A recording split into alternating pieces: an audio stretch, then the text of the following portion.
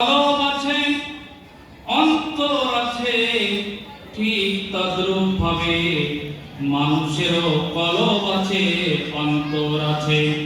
বন্ধু আমার ভাইরা, আল্লাহর হাবিব বলেছেন, আর কুরআনুল কারীমের কলব হলো সূরাতুল ইয়াসিন। আল্লাহু আকবার বলেন। বন্ধুরে, আমাদের কলব আছে না নাই? কথা কন, কলব আছে না আমাদের?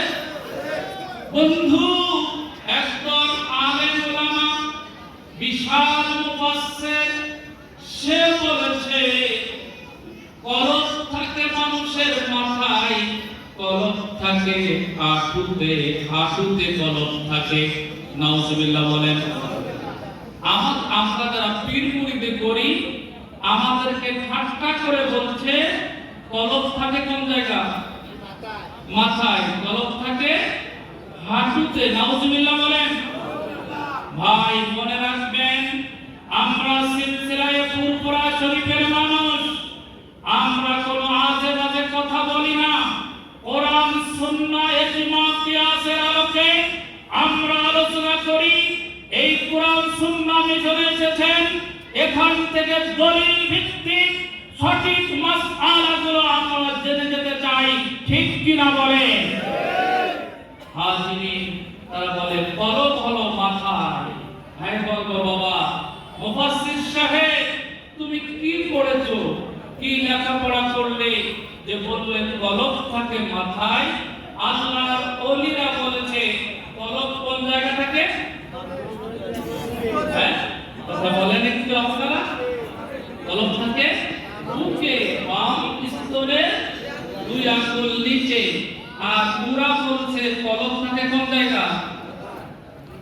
মাথায়। নাউজুবিল্লাহ বলেন। আল্লাহর ওলিরা কি না জেনে বলেছে? এটা কি বিশ্বাস করেন? না, এটা হতে পারে না। বলবেন কোরআন, কোরআনুল কারীম এর 17 নম্বর পারা, 22 নম্বর সূরা, সূরা হজ এর 46 নম্বর আয়াত।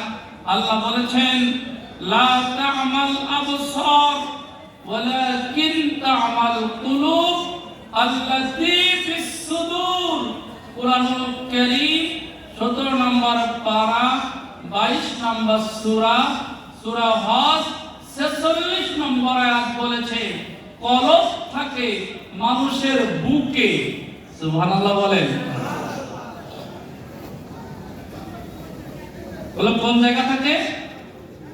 বুকে। আল্লাহর ওলিরা যেটা বলেছে সেটা কি বলেছে? কোরআন সেটাই বলেছে।